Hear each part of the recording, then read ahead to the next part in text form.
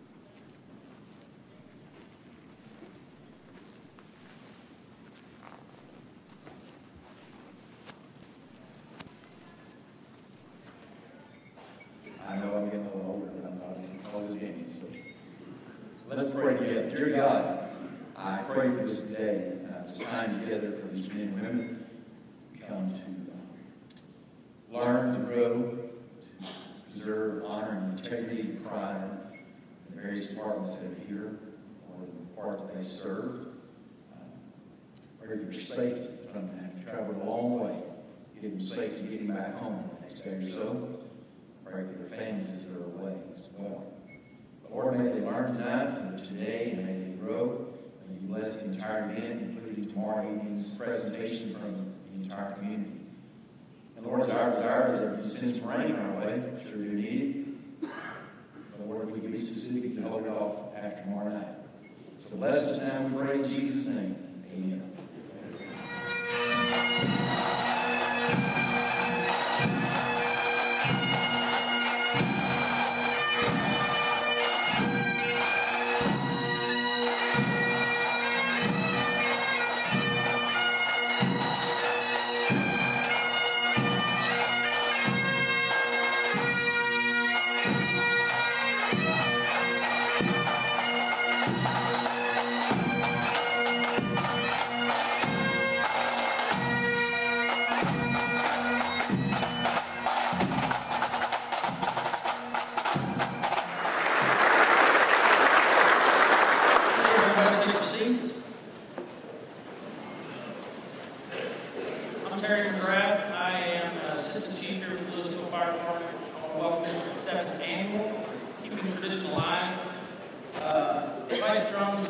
Symposium. We're very happy to be hosting this each and every year, and we're extremely grateful to each and every one of you for taking time out of your busy lives to come spend a few days here in Lewisville, and I hope that each of you leave with more than you came with.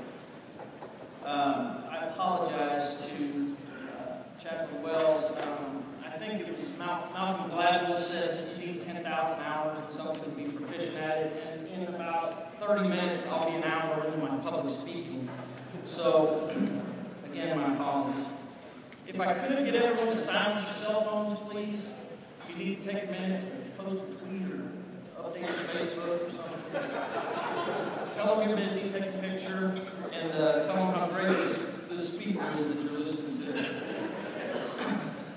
I'll take just a minute and recognize a few pretty important people, very important to us, and in an indirect way, very important to you, because without some of these people, this event wouldn't take place. Seated to my left, and the speakers are right in my way, so I'll lean forward. Deputy Mayor Pro Tem T.J. Gilmore.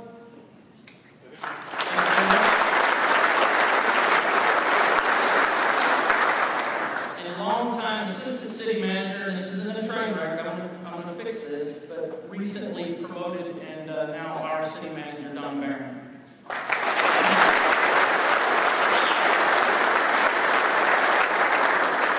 These two people are pretty instrumental in this event happening every year, and I can tell you that Ms. Barron has always been a very receptive person. When we go in there with the wildest of ideas, She always entertains what you have to say. Sometimes she'll shoot you out of the office and shake her head. But more times than not, she's always willing to think a little bit forward. And if you can imagine, when she was first approached with the idea that this is what we wanted to do, and use city resources and funds to do it, that was one of those times that she felt that this was definitely worth pursuing. So we kind of took it upon ourselves to make sure that we made her look good in the decision to support what we're doing here. And last year, I sat with her about a week after this event, and she's pushing me to let's grow it, and what can we do to make it bigger and better. And I was like, 300's good. But anyway, I can't tell you how much it makes our job a lot easier having people like these two individuals that we get our direction from, and most importantly, our support from. Some fire chiefs in the room. I want to take a minute to recognize them. We have the Grapevine Fire Department Fire Chief Steve Bass. Sitting to his left is Deputy Chief Darrell Brown, used to be an assistant chief here, and in August he will be fire chief at Grapevine. So we're pretty happy for Chief Brown, and I'm always happy to have somebody that I consider a friend in a position someplace else that might be able to help me out with the job if we go with a crazy idea that doesn't work out so well. Sitting right behind them from the Colony Fire Department, Fire Chief Scott Thompson. Chief Thompson used to be our training chief here, and for those that, I'm like that annoying pilot that keeps coming on and telling you to get outside the plane, there's the Grand Canyon. I'm going to just overwhelm you with facts today. Chief Thompson used to be the training chief here. He's one of the original members of our pipe and drum band, so he's a snare drummer. So he's one of the people that really got this program rolling, and he got it set up, and I kind of took it from him.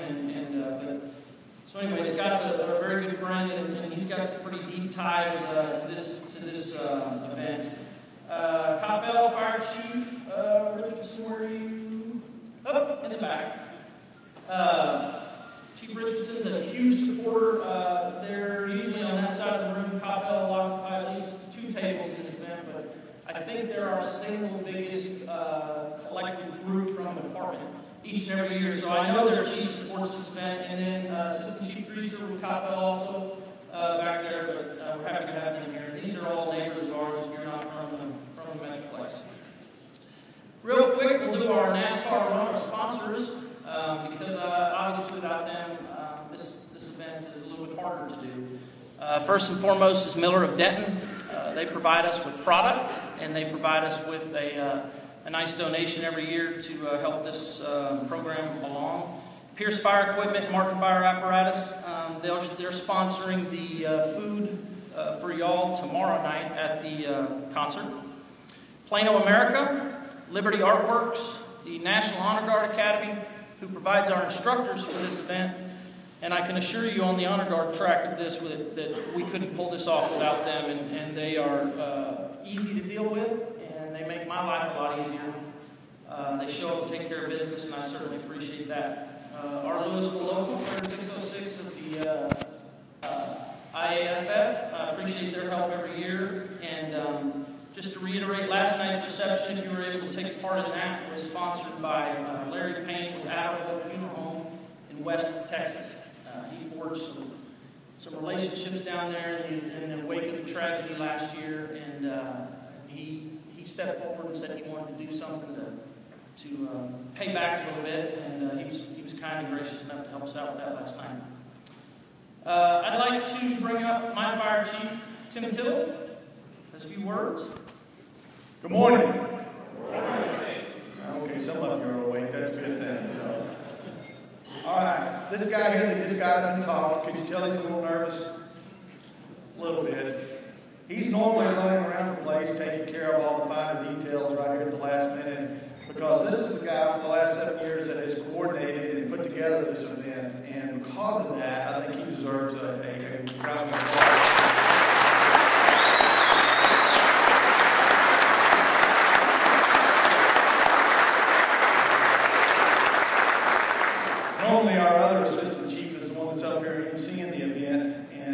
he's out right now dealing with some health issues, and so Chief McGrath had to step in real quick this year, and so far you're doing a good job. Other than Chief Bass, I want to apologize. He's trying to retire you out a month early.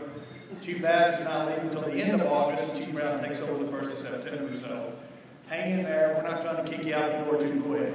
So I just want to welcome everybody again for the 7th year. We've been putting this on, and it's a joy and a privilege to get to do that. As I walked in the building this morning, I see a lot of familiar faces from well, raise your hand if you've been here all 7 years. Anybody? See, we got a few diehards back there. How about 6 years? See, it just keeps growing. So there are some familiar faces here, and it's always nice to see those familiar faces because it tells us one thing, and that is we're putting on a pretty good product here that people are wanting to come back every year, be a part of, continue to learn, continue to grow in the pipe and drum bands and the honor guard. And it also tells us that our instructors are doing a good job in teaching you stuff. And I can only imagine that the friendships and the networking that goes on here, and that you get to come back every year and reacquaint yourself with those friends from all over the country. So I want to welcome you. If there's anything you need from us, obviously we're here to serve you. So just get with anybody in the Lewisville Fire Department uniform, and we'll take care of whatever you're needing. We're looking forward to tomorrow night in Old Town Lewisville, and I have to warn you, there's some work going on in Old Town Lewisville right now. They're building a new plaza right across the street from City Hall. So there is some construction going on, and we're going to be a little bit cramped this year compared to the last few years. But if you come back next year for year 8, you're going to see a beautiful plaza that's going to be part of our backdrop for our downtown event, and it's going to be wonderful. So just bear with us. If you're a first timer here this year, it's not what normally Old Town Lewisville looks like. So just turn your head, close your eyes, and you look at that part of it and get through this year. Come back and see it next year because it's going to be a wonderful area to be a backdrop for our downtown event. So again, welcome. Thank you for being here. I know you're going to get some good instruction today. And at this time, I have the privilege of bringing up, again, one of those big supporters of this event, a guy that always wanted to make sure that we have the support we need from city management. We were actually even over there talking about how we can grow this event. I know that makes Chief McGrath shake in his shoes when we talk about growing the event, but I think we could. I think there's more people we could get in here if we could just have the space to do it. So this time, I'd like to bring up our Deputy Mayor Pro Tem, T.J. Gilmore, who would like to welcome you to our city as well. So I just Facebooked to my wife that I'm getting fitted for bagpipes. She said, that's fine as long as you bring a kilt. And like any good planner, you made sure to turn the lights off when the politicians out there.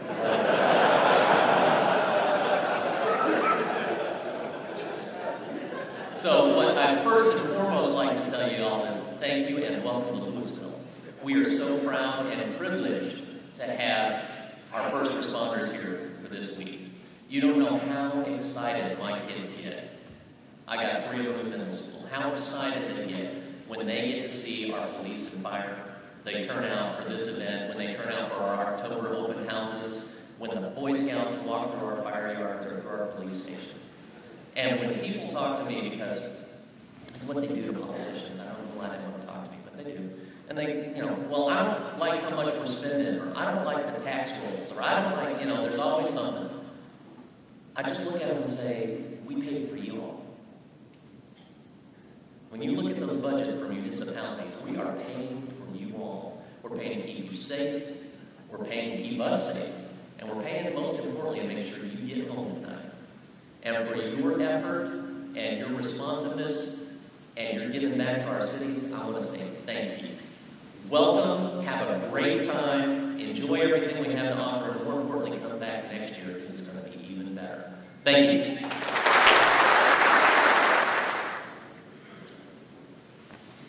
I have to be, in the interest of full disclosure, maybe last year or year before, Councilman Gilmore came to the event, and afterwards, someone from City Hall called over and they wanted some information on budget, spending, revenues associated with this event. And of course, being just paranoid as I am, I'm like, well, who's asking? Why are they asking? And they said, well, I'm on the council. councilman wants to look into it, and I thought, oh gosh, man, I hope that they're not looking at this as this is a frivolous event, or we're just, you know, bringing a bunch of firemen in and we're doing a few hours of training and having a big party. And so I got nervous and you know, was trying to gather the information that they wanted, and I was quickly reassured, and I believe it was by Mr. Barron, that that it was Councilman Gilmore, and he likes this event, he wants to look at it, and he wants to look to see how to make it better. So, again, as I said earlier, this whole thing gets a lot easier when we have people that back you, and I know that our city government does. Each and every year, we get approached by different organizations that have a charitable cause behind them, and they want to come in and address the general audience or set up a table, things like that. And it's always been our policy that we don't generally do that, because it's just a difficult thing. Once you do one for this group, then you're obligated to do it for everybody else. And your time is important, our time is important, and I'm not minimizing any charity out there, but we just sometimes got to make some business decisions, and they're not popular. So it's always been our general rule that we don't go down that road. There's a flyer outside on the table that is an advertisement for the 7th annual Big D Climb. It's a charitable organization for I think it's firefighters and police officers, but it's a stair climb, and the money benefits the Leukemia Lymphoma Society research. The reason that I mentioned that this year to you all is that in September of 2013, our fire chief was diagnosed with a form of this cancer. He spent 5 weeks in the hospital, a couple of months at home, and he's back. Remission, right? And that came about 2 weeks ago. So that flyer.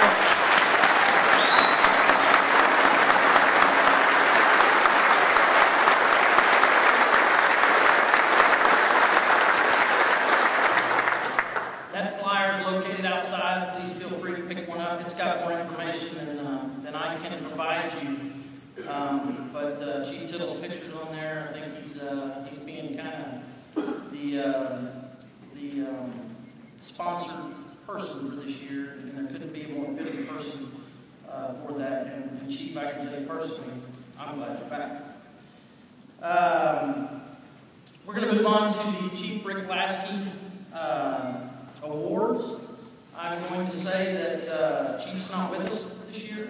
If you are on Facebook or Twitter, then you know where he's at, because he keeps you updated if you're following him. But he is out teaching, doing what he does, and he's extremely sad and was disappointed. It's a scheduling problem, and it was just a miscommunication. So obviously we'd love to have him here, and I know that he wants to be here. But I also told him when I spoke with him that you know, you're doing something important as well, because you know, he believes in what he does. He does a tremendous job of educating people, making sure that the firefighters across this country are well prepared. And so, as upset as he was, and we talked for a while about this on Monday, that I told him that we would forge ahead, and Chief Tittle will come up here and help us out with these awards on his behalf. As a reminder, we came up with this award a couple of years ago when Chief Lasky retired. We wanted a way to kind of keep his name involved in this event, because he's so pivotal to getting this thing started, and he's a big reason why we're all here today. So I wanted to do something that kind of kept his name out there, and make sure that he remembered that we didn't forget that the amount of work that he put into getting this going and helping us and supporting us. So with that, we came up with the Chief Rick Lasky Keeping Tradition Alive and Leadership Award. The recipients of this award exhibit selfless dedication to the fire service, firefighters, and families of firefighters. Recipients set an example for tradition, honor, and dedication to those who made the ultimate sacrifice, serving others, and all who will follow in their footsteps. If I could get Damien and Jim to come up here.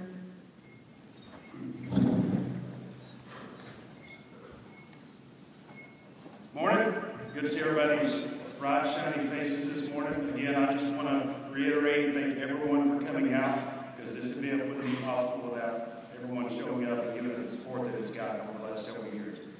Real quick, I want to thank the opening band for this morning. It was a combined mass band of the Irving, Mesquite, Coppell, and Lewisville Fire Department. Jimmy, did I miss anybody? Yeah, Longview. I'm sorry, Longview, sorry, Ron, and Mansfield, sorry. So let's all give the opening band a round of applause.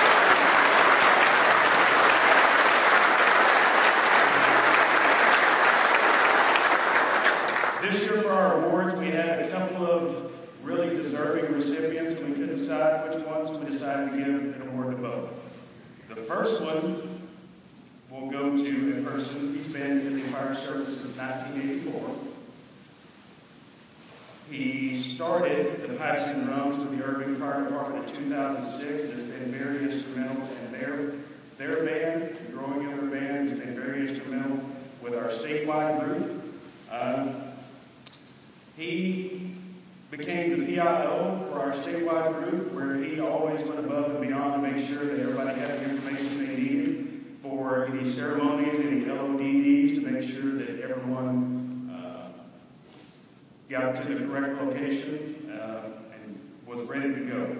Again, he was the PDM for the opening band this morning, and he just recently retired back in March with 30 years of service to the Irving Fire Department. He was a lieutenant, paramedic on Engine 7 on B shift. So let's bring up Jimmy Heisey from the Irving Fire Department.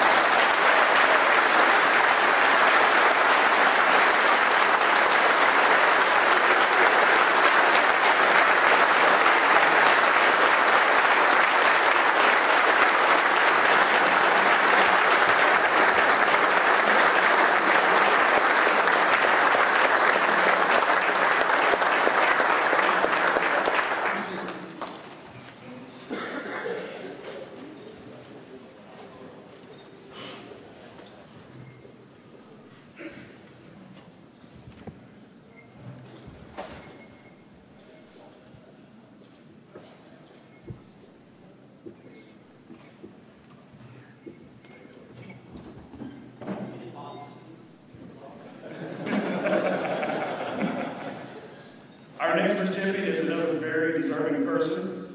She joined the fire service in 1987. She moved to the Tacoma Fire Department in 1991, Tacoma, Washington. And while there, she was instrumental in a lot of things with the department: physical fitness instructor, CPR assistant at the Washington State Fire Training Center. She continued to be part of the Honor Guard, where she was the Honor Guard commander for over 13 years. She's done numerous stair climbs, firefighter calendars, and other events. She was a member of an all-female engine company for 3 years. She's a member of the Fools, the state LODD team, and she is also a tenor drummer that travels all over the U.S. going to just about every event that she can possibly go to. And she is actually retiring at the end of this month for 27 years of the fire service. So I'd like to bring up Karen Lemming from Tacoma, Washington.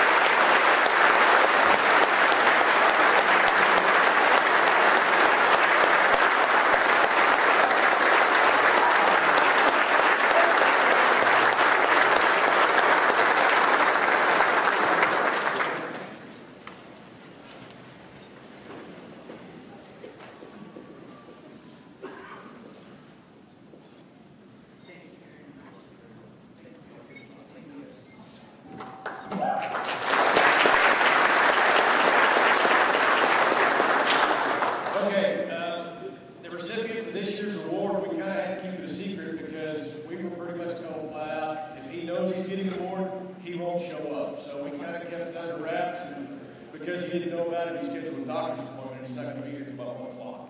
So, that being said, I can kind of come out and tell you, this gentleman is an amazing part of the Honor Guards in this area. When we were first getting started, I was told, you need to call this guy. He's going to help you get started.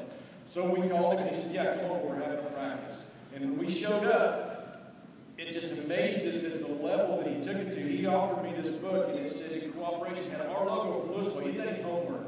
He knew who we were. He'd never met us before, but he looked it up, and he had our logo, and it had the Fort Worth Fire Department logo, and he said, in conjunction, and then it had a lot of information that we needed. And I still have that book, and I carry it with me everywhere I go when we go out on different events, because there's just a lot of information.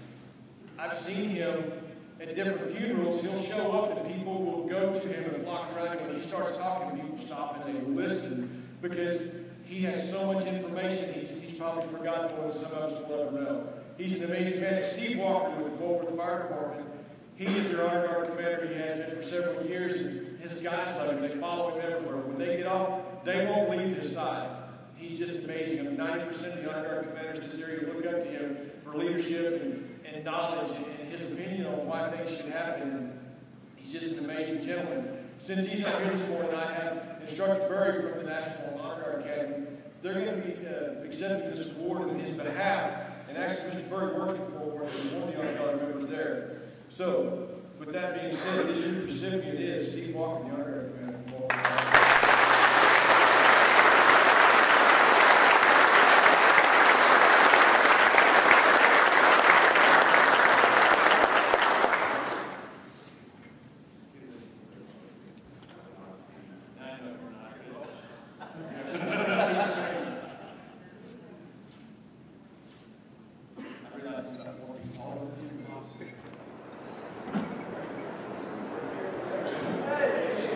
Get it out of the system now. All the group from Tacoma and Seattle, that's just for you right there. We try to make everyone happy here in Lewisville Fire Department. Okay, so I'm going to tell you a little story, and it would probably help if you knew this guy really well. But anyway, I'm going to try to get through this briefly. But the very first year we had this, we did airport pickups. And first of all, let's do a show of hands of everyone in this room who doesn't own a cell phone. Oh, raise your hand, Phil. Come on.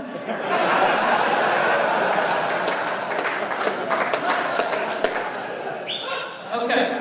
So when we started this event, I had airport pickups the first year, and I'm a little meticulous about my stuff. And so I had a spreadsheet, and I got my times, and I got my people, and I'm done for the day. It's about 6:30 in the evening, and I get a phone call from our 911 center. Said I got a guy on the phone. He's at the airport. Needs a ride. And I said, that's possible. I got everybody. We're done. He said, well, can you talk to him? I said, yeah, put him through. So they put him through my cell phone, and I get this guy on the phone. He says, hey, I'm at the airport. Need a ride. I go, well, who are you? He says, I'm Phil Leslie. And I go, okay, I don't have you on my list. Did you send us your flight information?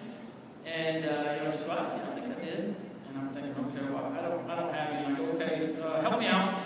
What airport are you at? And I don't remember what he said to me, but it was something along the lines of like where the planes land and something like that. And I go, well, we got 2 airports in the Metroplex, so and he's like, well, I don't know, it's a gray wall and whatever. And I said, okay, where'd you come from? Because that'll help narrow it down. He said, I came from Cleveland. I said, oh, you're probably at DFW. What terminal are you in? And he's like, the one where the planes come. At this point, I said, okay, hey, tell you what, let me get on the phone here and find somebody that can come get you. I said, let me have your cell phone number. He said, I don't have a cell phone. And at that point, I'm like, God, somebody's messing with me because they know that I'm all crazy about my list. And now I'm getting I'm mad now. And he's just as kind as can be. And anyone who knows me, I got a short fuse and I got no patience. And I guarantee he was coming through the phone that day. He's on a payphone, which I didn't even know there were payphones anymore. And so, and who has money in their pocket to put? I don't even know what a phone call, how much that costs. So anyway, he was just nice to me. He said, "Oh, I'll take a cab." So of course, I'm making a note. Phil Leslie, I'm gonna find this guy. I tell you what, this is off the chain. He got a cell phone. This guy's, he's messing around with me. So I met Phil. And he's just got the most infectious personality of any person you've ever met. I think that throughout my years of riding ambulance and other endeavors in my career. He's the kind of guy you probably want by your side all the time because he's just calm and level-headed and just the nicest guy ever. And I know probably 80% of people in this room know him, and I don't think he's ever met a stranger. So anyway, it's been my personal goal every year to pick Phil up at the airport because I know the challenges we face with Phil. Because airport runs, what I do is I text you and tell you because we have 4 or 5 different vehicles. Some of them might be marked, some of them aren't, and I'll say, hey, we're outside, baggage claim, whatever, in a white top, whatever. But you can't do that with Phil. Okay? So you got to kind of stand there with his name on the placard. So Phil's my ride every year, and I believe you'd have to fight me to take it away from him. So and we have a nice relationship. We email back and forth. Like I said, he's just a great guy. So yesterday I picked him up at the airport. Everything goes smooth as glass. We get the big hug that Phil can give you. If you need a chiropractic adjustment, see him after the thing. So anyway, we get in the car and we're driving back to the airport, and he starts telling me about something on Facebook, some string of posts on Facebook about tenor drumming or something. And I looked at him and I go, and he goes, well, you've probably read them. And I said, nah, I'm not on Facebook. If I could describe the look on his face, he looked at me like I was from another planet. Because I'm not on Facebook. And I almost pulled over, like, don't jump out of the car while we're moving. If you want out, you can get out. But I don't do Facebook. And anyway, and then, I'm sitting there thinking to myself, and I'm going, you got a cell phone. And you're bagging on me. So, Phil, I don't know if you know this, but you can do Facebook on a phone.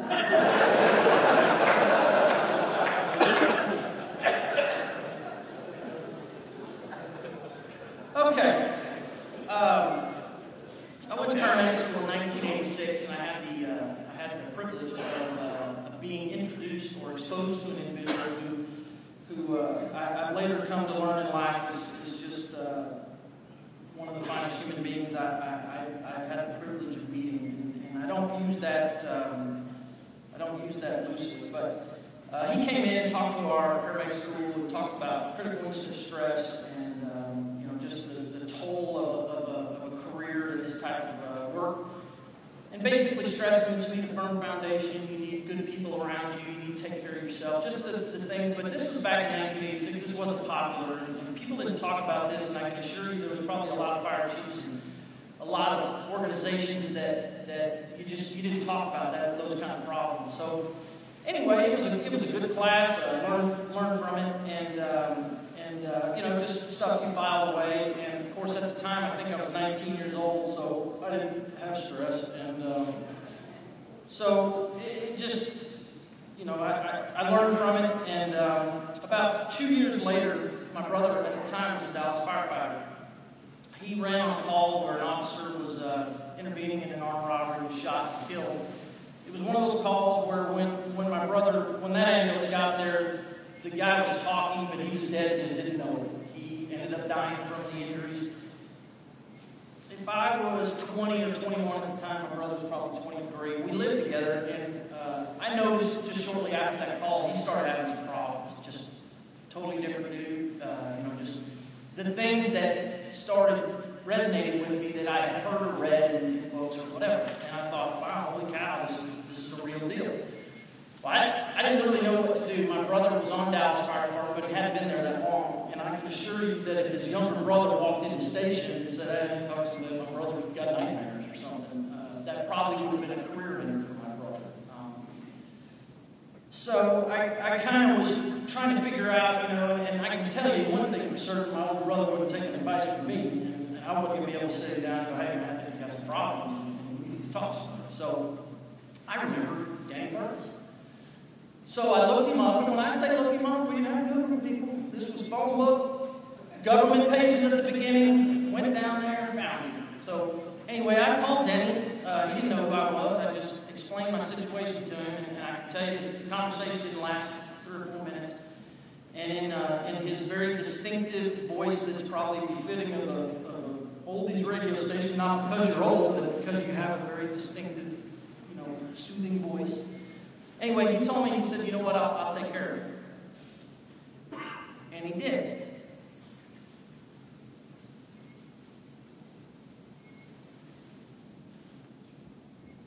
He has spent a career of doing that for people. And we were talking in the wake of West last year of some problems that people had had because of the magnitude of that event. And I thought it fitting that we should bring somebody like Denny in here and spend a few minutes and let him hopefully inspire and educate you like he did me back in 1986. He spent a career helping people all over the state, and he is the quintessential public servant, in my opinion. As a young boy, Denny's grandfather, Boyd Burris, would tell Denny stories about his career at the fire department. He worked from 1926 until 1946. He retired as a captain from the Dallas Fire Department. His brother, Bert Burris, was also a captain and was killed in the line of duty June 30th, 1923. His name will forever be remembered on the Dallas Fire Department monument. With this background, was always a desire to become a firefighter. Public servant blood runs thick through the Burris family. Denny's father, Homer Burris, was a Dallas police officer for 21 years. His youngest son, Denny's youngest son, followed in those footsteps. My brother quit the Dallas Fire Department, and this year we'll have 20 years on the Dallas Police Department, and I don't begrudge Denny for that. It wasn't his fault. He's a human with connections to God, but he can only do so much. And so there my brother went. Denny married his high school sweetheart in 1965. He has 3 children, 4 grandchildren, 2 great-grandchildren. He served the Dallas Fire Department from 1968 until 2003. He graduated from Dallas Baptist University in 1976, then Southwestern Baptist Theological Seminary in 1982. He was appointed the chaplain of the Dallas Fire Department in 1979, and he was appointed chaplain of the State of Texas Association of Firefighters from 1989 until 2009. I stand before you to tell you without question that Denny Burris is one of the finest men you will ever meet. He spent a lifetime serving God and his fellow man with professionalism, honor, loyalty, and dignity. And it's my honor to bring him before you today, Denny Burris.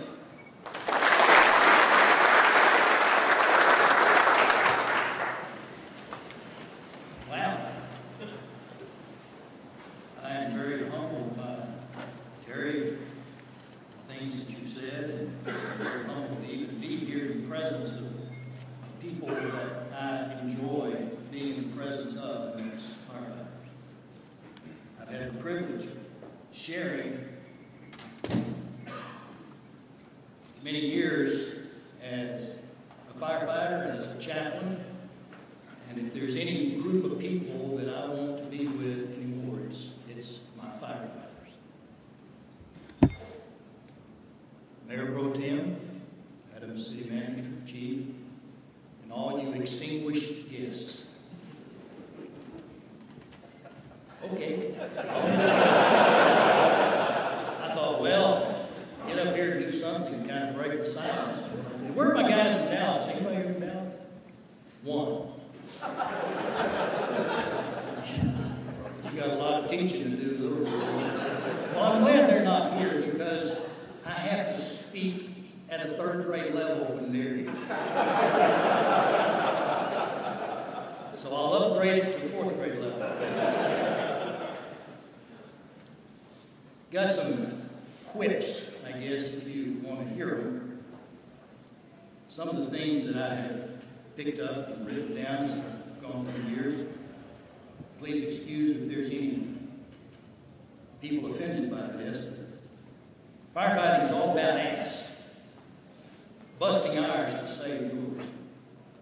I like that pretty well. You might be a firefighter if you had to extricate someone cutting the car doors off on one side and realize that the other side had absolutely nothing wrong with it. You know you're a firefighter when you really think that rusty old hydrants really look good in a garden. You might be a firefighter if climbing the corporate ladder has nothing to do with career advancement. You might be a firefighter if you ever smoked and there wasn't a cigarette in sight. You might be a fireman if you ever said, boy, she's hot tonight, and not even be talking about a girl. No offense. You might be a firefighter if your kids do not even want to play with you if they're in a water fight.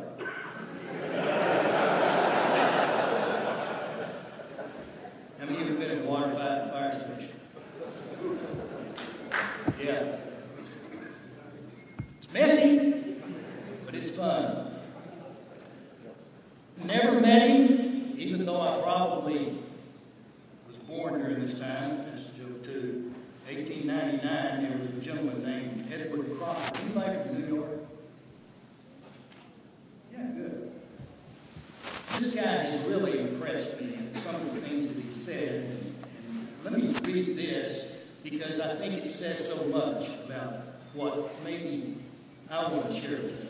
I have no ambition in this world but one, and that is to be a firefighter. The position may, in the eyes of some, appear to be a lowly one, but we who know the work which a firefighter has to do believe it's the most noble calling. Our proudest moment is to save lives. Under the impulse of such thoughts, the nobility of the occupation thrills us and stimulates us to deeds of daring, even of supreme sacrifice.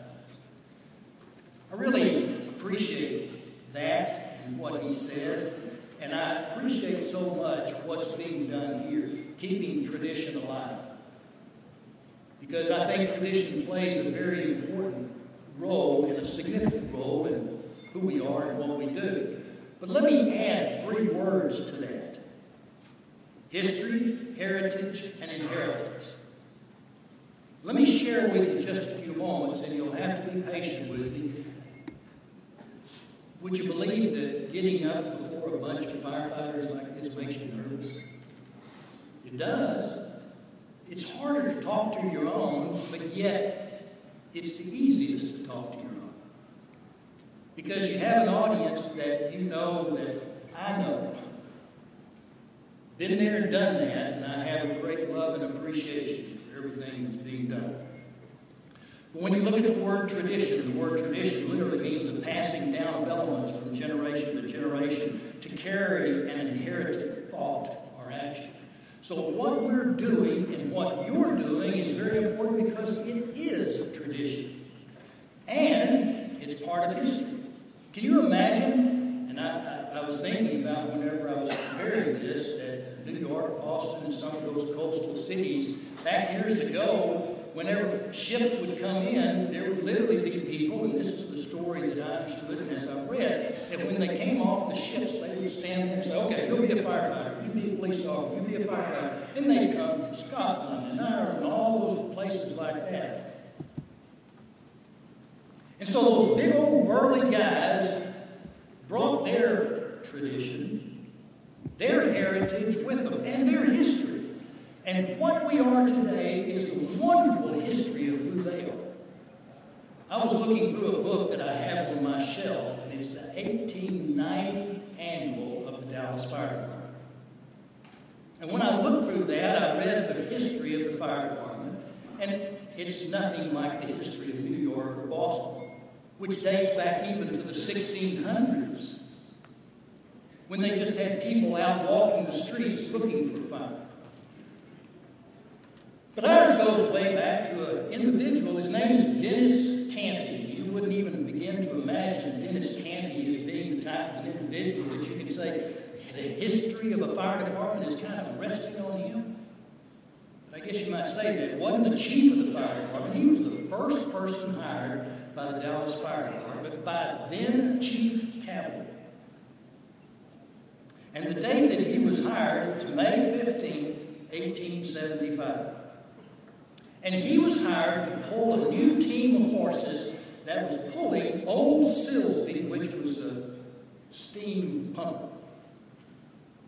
Later on, they bought another pumper. It's called Old Time, named after the mayor, Chief Cavalry, whose nickname was Old Time. And to this day, we still have that old steam pumper in our museum that was bought so many years ago.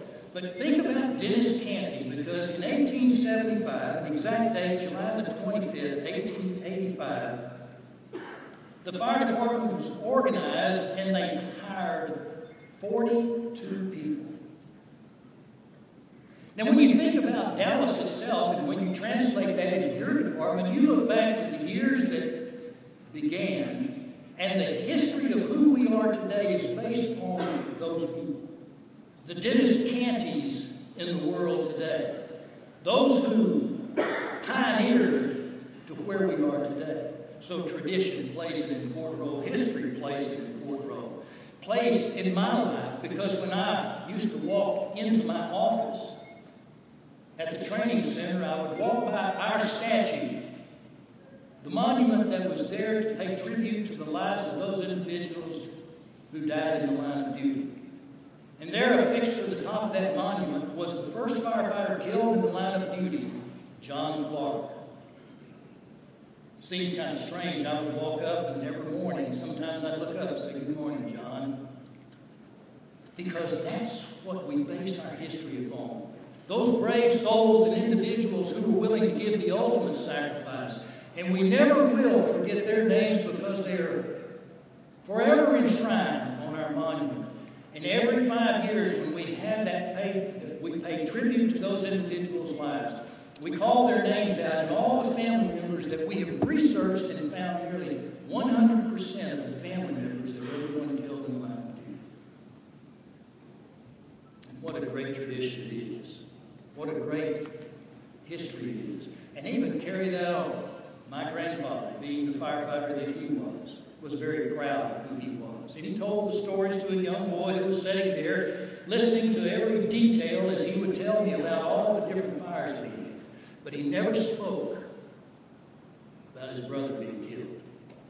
He said it was the most dramatic event. And he said, "I don't want to talk about it." The interesting thing about that brother of his, my great-uncle, Bert Burris, was killed on June 30th, 1923, at the Texas Wheel and Body Manufacturing just east of downtown Dallas.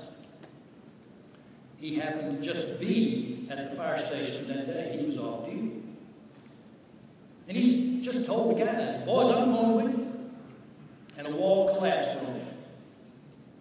And my grandfather was at that fire station that particular morning, and it was he who initiated the search for his brother and found him only because he could see the bricks moving up and down. And his injuries were so severe that there was no bringing him back. It had a great impact on his life and even in my life, because every morning when I went by, not only did I see John Clark, but I saw my great uncle.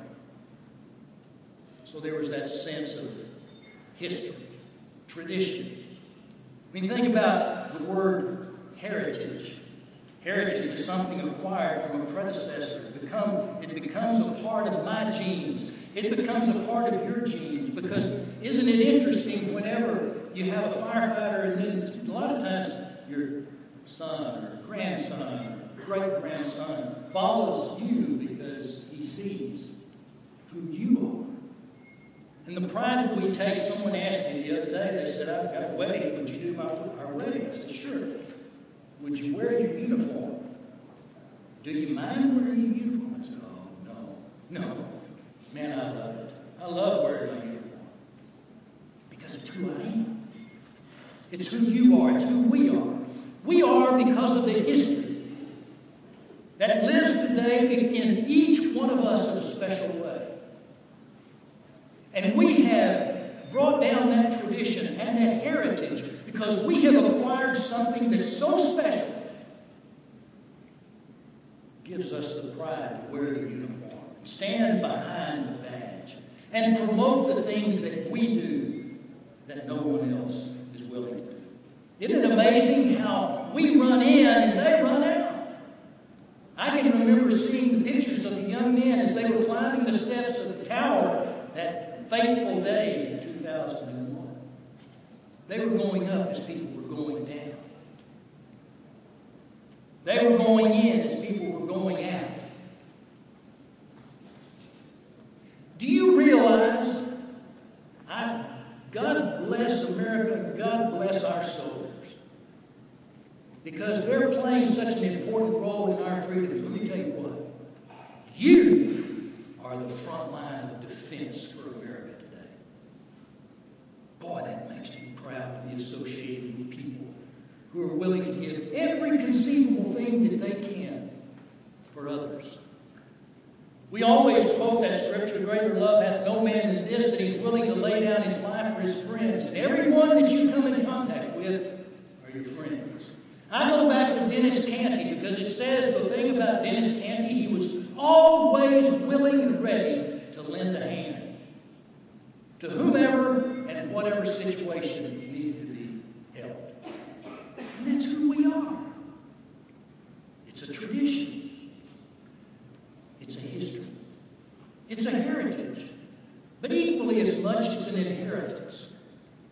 You know what an inheritance is? Transmission of qualities and characteristics and possessions from past generations. Do you realize that history has passed on to us some of the most significant things? Can you imagine that even the bagpipes and the drums today even started back when those ships hit the shores of America and those guys got off and they said, you be a firefighter, you be a police officer. And there they brought with them that old bag. It sounds funny, but still today when that honor guard and color guard walk down this aisle playing those bagpipes, I still get chills.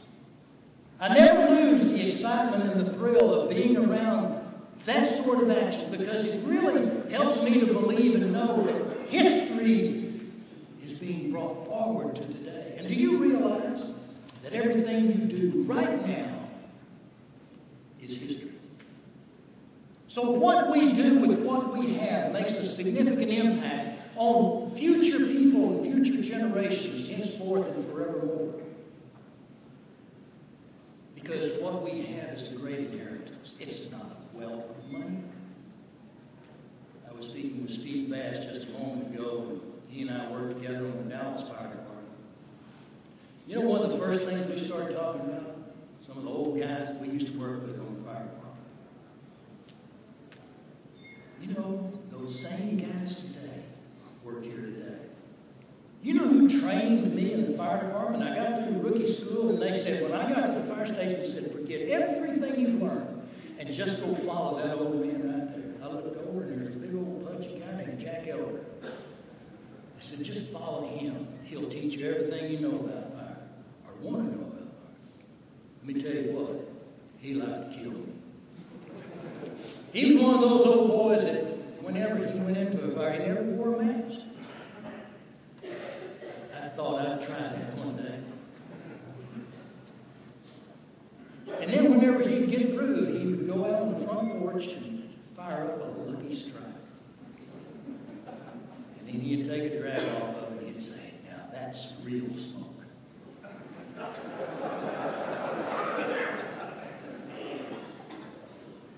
You know, it's that history that makes us who we are. That's who we are.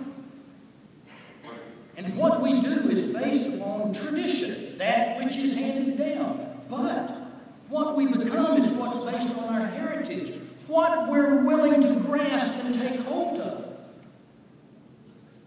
Or you've taken hold of something that's very significant. And that's carrying on that tradition of those old bagpipes and drums. But they're just not old. They're fresh and new. Like I say every time I hear one. And every time we have a service, be it for an active firefighter, line of duty death, or retired firefighter, it's always amazing grace. And I tell you what, it just does something to choke you up. But our inheritance is what we're willing to pass on. What we're willing to share with those who come after us. And you'll go and sit down with them and you'll tell the stories and you'll recite some of the things that happened long ago back whenever you first came on the fire department. Do you realize that whenever I came on the fire department, you can tell those young kids coming on and they go, wow. Do you realize 20 years from now you're going to be telling a recruit the same thing, some of the stories that you want to tell about what it was like and say, wow. Because the department's going to progress on and on, but what you do and who you are is going to be passed on to those generations. I guess I can say I've had the good fortune, yet the misfortune, of going to funerals throughout the United States under sad occasions, representing the Dallas Fire Department in funeral services, Northeast, Northwest, Southeast, and Southwest. And in every one of them, there's those drum bagpipes and honor guards that are always there to pay tribute. And the one thing that I see very clearly is I can look into the eyes of each one of those individuals as you walk down the aisles or as you walk in, and you see the family sitting over there and the small child or children. One of the most moving events was here recently when one of our firefighters who was killed, and I was standing there speaking, and I looked down, and the little son was grasping his daddy's helmet. Just holding it on, just as tight as he could. Can you imagine how difficult it was to speak, seeing that? And for you, as you walk in and you see that family and you experience that grief, let me tell you what, be it a Dallas firefighter or be it whoever and wherever, that's part of who we are.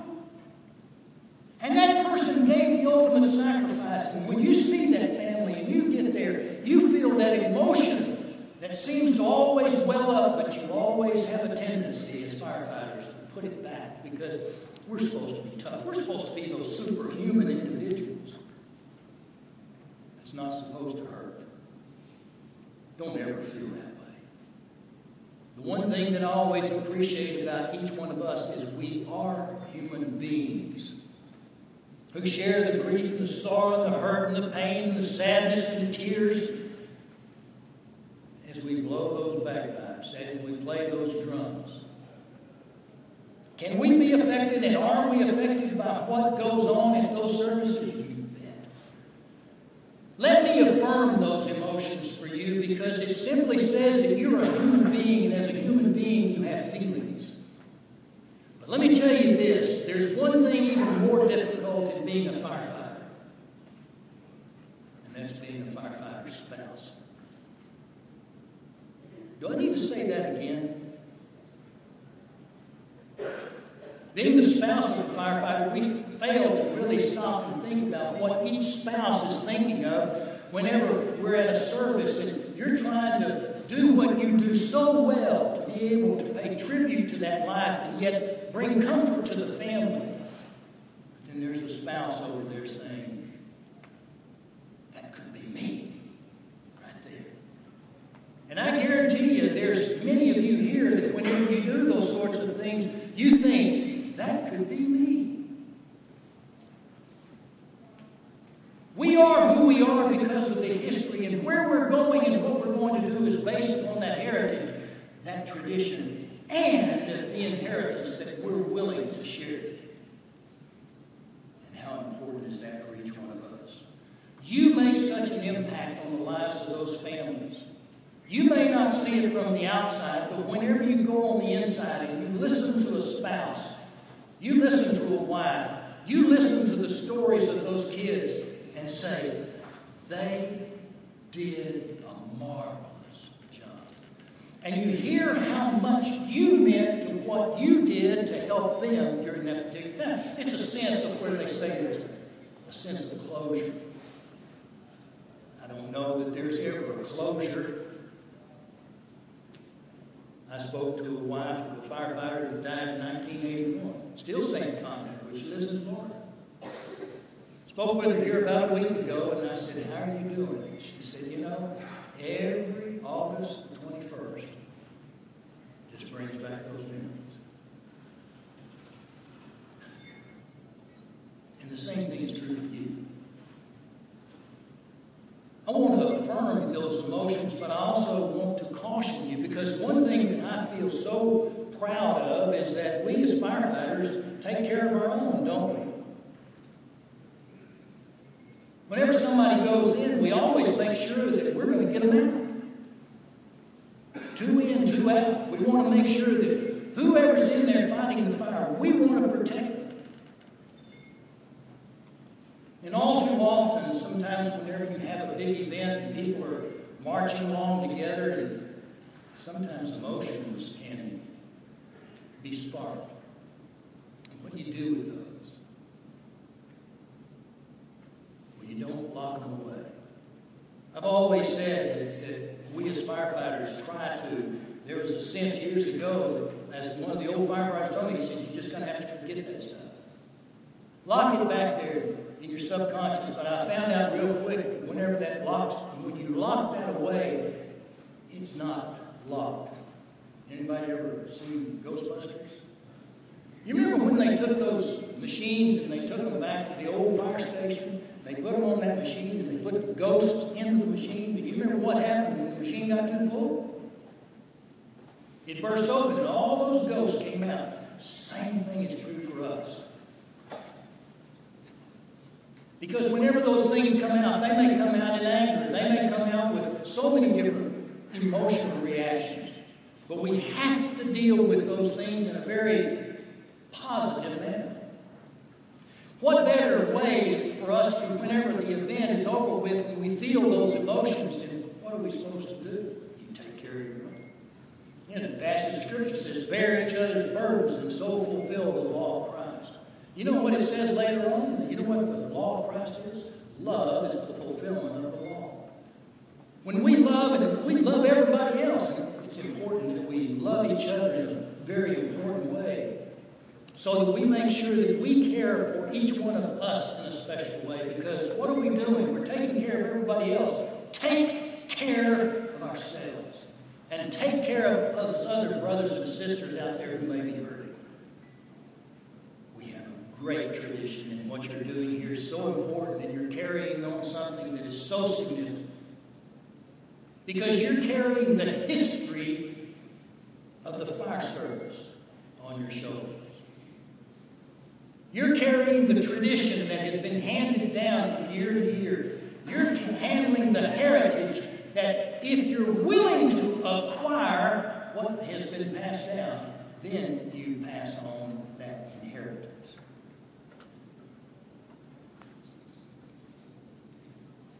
One of the things that I read about my great uncle's death, it just simply said that all the firefighters were moved to emotion. Seems like he was a very well-liked individual. I got pictures of it. Huge fist. He came from Indiana. Anybody heard of Indiana? Came from Indiana. I need to talk to you guys. Came from Indiana. And his way down to Texas, they would stop in cities and they would challenge in a boxing match. And they said they won their way to Texas by fighting. They said he was very well liked. The only problem is he drank a little bit too much. And when he went into the fire station after the drink, they always left out the back door because he was going to clean the fire station.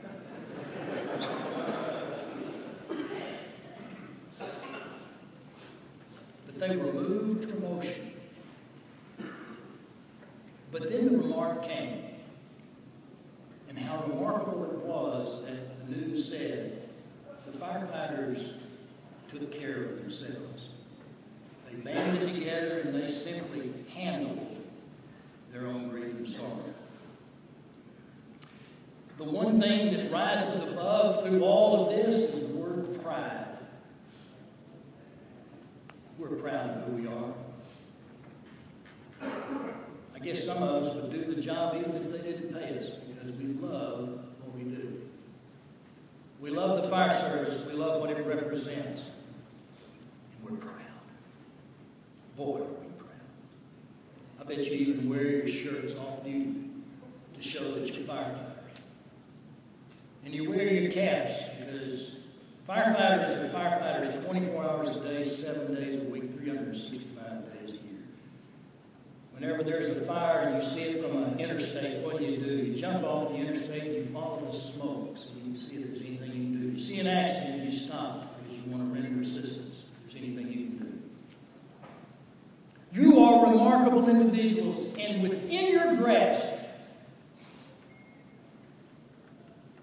is history, tradition, heritage, and an inheritance.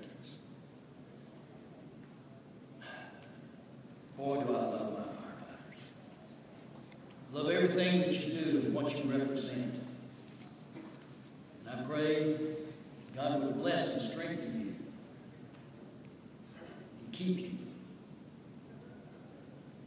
and carry on the significant work that you have begun. It ain't over. It's just beginning. Make history. Share the inheritance. Live the tradition.